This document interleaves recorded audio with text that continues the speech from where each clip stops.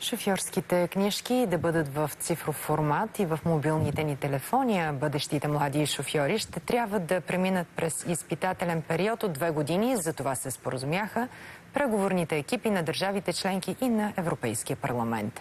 Какво се променя и кога? Към кореспондента ни за европейските институции Десислава Минчева.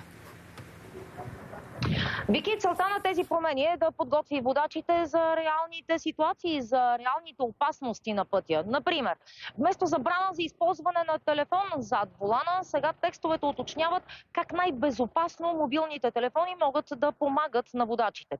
Голямата новост е изпитателният срок за младите водачи – 2 години, а самите млади водачи ще трябва да се съобразяват и с далеч по-строгите забрани за шофиране под въздействието на алкохол, например.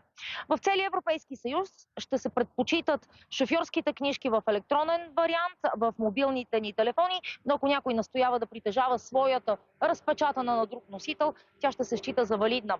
А липсата на достатъчно професионални шофьори на тежкотоварни камиони е наложило свалянето на минималната възраст от 21 на 18 години. Всяка една европейска държава членка ще решава сама обаче каква да е валидността на шофьорските книжки за по-възрастните водачи над 65 годишна възраст. И сега най-важното, кога влизат в сила промените. Най-напред сега предстои гласуване в Европейския парламент и от държавите членки, а след това 27-те разполагат с 4 години най-напред, за да променят законодателствата си и с 5 години и половина, за да подготвят новите ни електронни шофьорски книжки.